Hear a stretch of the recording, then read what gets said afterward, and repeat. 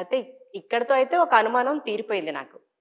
మన కర్మ సిద్ధాంతం ప్రకారం మనం అనుభవించాలి. దాని నుంచి బయటపడాలంటే ఆ సమయం వచ్చినప్పుడే బయటపడతామని చెప్పారు. సార్ మరిప్పుడు దీనికి ఎలాంటి పరిష్కారం ఉందంటారు ఇందులో? చాలా చక్కటి పరిష్కారం ఒకటుందండి. పురాణాల్లో చెప్పబడింది, అన్ని చోట్ల చెప్పబడింది, మా గురువుల ద్వారా నేను తెలుసుకున్నది. ఇది మా గురువులు, మా సమూహంలో సభ్యులు కొంతమంది అయితే 25 సంవత్సరాల నుంచి చేస్తున్నారు. ఇది కేవలము ఒక 10-12 నిమిషాలు మీరు కేటాయించి చేసుకోగలిగితే చాలు.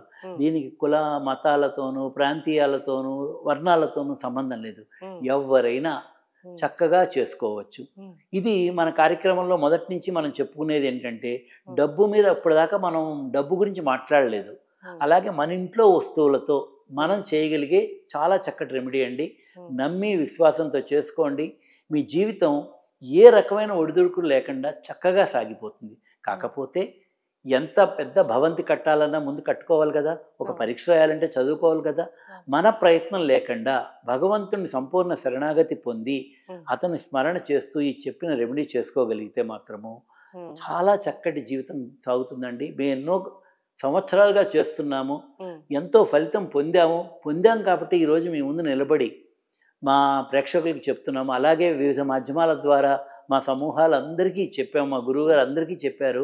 ఇంకా 10 మందికి చెప్పండి అన్న సంకల్పం ఉంది కాబట్టే ఇది అందరికీ చెప్పడానికి ప్రయత్నం చేస్తున్నాము.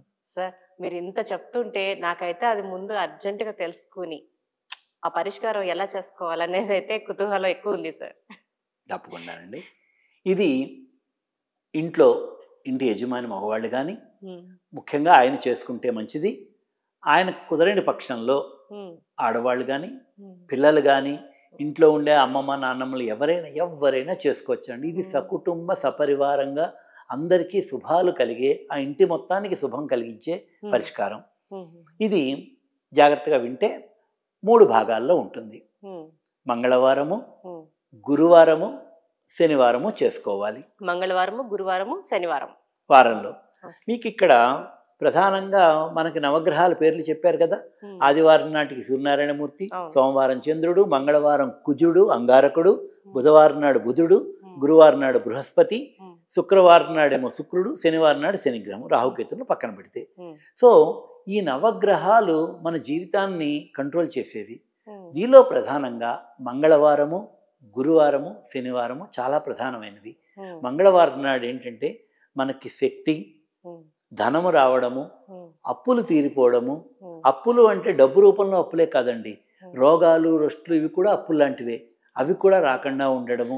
దానికి గురువారం నాడుకు వచ్చేసరికి బృహస్పతి దేవగురువు చక్కటి మనోవికాసము, బుద్ధి వికాసము, మంచి బుద్ధి, తెలివితేటలు, ఆలోచనలు, అలాగే డబ్బు రావడం. ఇంకా శనివారం నాడు శని భగవానుడి గురించి చెప్పక్కర్లేదు. ఏలినాటి శని, అర్ధాష్టమ శని, అష్టమ శని, ఇటువంటి నెగిటివ్ పీరియడ్ నుంచి మనల్ని కాపాడడానికి. సో ప్రధానంగా ఈ రెమెడీ 3 పర్యాయాలుగా చేసుకోవాలి. మంగళవారం నాడు పొద్దున్న సూర్యోదయం అయిన తర్వాత మొదటి గంటలో చేసుకోవడానికి ప్రయత్నం చెయ్యండి. ఈ రెమెడీలు సాధారణంగా మంగళవారము, గురువారము, శనివారం చేసుకోవాలి. మంగళవారం సూర్యోదయం అయిన తర్వాత ఆ రోజునాడు మీరు తలస్నానం చెయ్యండి. పొద్దున్నే తలస్నానం చేసి శుచిగా ఉండి మీ పూజా రూమ్లోకి, లేకపోతే మీ దేవుడు ఎక్కడ పెట్టుకుంటాడో అక్కడ, నాకు పూజా రూమ్ లేదు, మీరు హాల్లో ఎక్కడొక్కడ కూర్చోండి. ఒక చిన్న వెండి గిన్నె తీసుకోండి, వెండి గిన్నె కానీ వెండి ప్లేట్ కానీ తీసుకోండి. మంగళవారం నాడు ఒక గుప్పెడు కందులు కానీ కందిపప్పు కానీ ఆ ప్లేట్ నిండా పొయ్యండి. లేకపోతే ఆ గిన్నె అయితే వెండి గిన్నె నిండా వచ్చేట్టు నిండుగా పొయ్యండి. వెండి ప్లేట్ తీసుకుని ప్లేట్ నిండా పొయ్యండి. దాని మీద పువ్వులు పెట్టండి. అది దేవుడి దగ్గర పెట్టుకోండి. మీ ఇష్టదేవ వెంకటేశ్వర స్వామి, అమ్మవారో, గణపతో, సుబ్రహ్మణ్య స్వామి దేవుడి దగ్గర పెట్టుకోండి మీ దేవుడి రూమ్లో. దాని మీద పసుపు కుంకుమ వేయండి, పూలతో అలంకారం చెయ్యండి.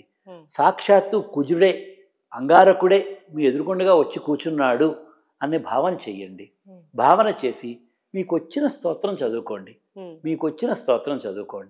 లేదు, నవగ్రహాల అష్టోత్తరం పుస్తకాలు ప్రతి దేవాలయంలోనూ దొరుకుతాయి. ఒక పుస్తకం తెచ్చుకోండి. అష్టోత్తరం ఏంటి 108 నామాలు ఉంటాయి, చిన్న చిన్న నామాలు ఉంటాయి కదా. ఆ రోజు ఆ వెండి గిన్నెలో కందులు పోసి పూలతో అలంకరించి ధూపదీపాలు అంటే అగరబత్తి వేయడము వేసి పసుపు కుంకుమ చేసి దండం పెట్టుకుంటూ కుజుడు అష్టోత్తరం చదువుకోండి.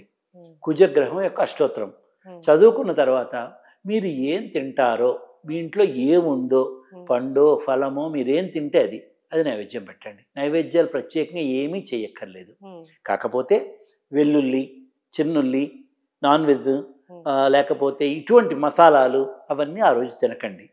ఆ పదార్థాలు నైవేద్యం పెట్టకండి. మీరు తలస్నానం చేసి పూజ చేసుకున్న తర్వాత మీ ఇంట్లో ఏది ఉంటే, ఏమీ లేదు ఓ దానిమ్మ పండు నైవేద్యంగా పెట్టుకోండి, కమలా పండు పెట్టుకోండి. పెట్టుకున్న తర్వాత ఆ రోజు పూర్తిగా ఉపవాసం ఉండండి. పగలు ఉపవాసం ఉండి రాత్రి భోజనం చేస్తారా మీ ఇష్టం. లేదు పగలు భోజనం చేసి రాత్రి ఉపవాసం ఉంటారా, ఇక్కడ ఒక సాధు జంతువులాగా ఆ రోజు ప్రవర్తించండి.